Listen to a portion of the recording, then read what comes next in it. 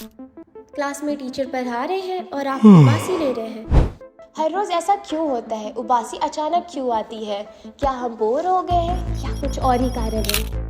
उबासी तब आती है जब आपकी बॉडी थकी हो, दिमाग को ऑक्सीजन नहीं मिलती है या फिर नींद की कमी हो, कान पर प्रेशर पड़े यानी कि दबाव, फ्लाइट लैंडिंग वक्त। अगली बार उबासी आए तो समझ जाओ तुम्हारा शरीर तुमसे नींद मांग रहा है। अरे हाँ भाई, करके दो, शेयर करना मत भूलना। Bye bye.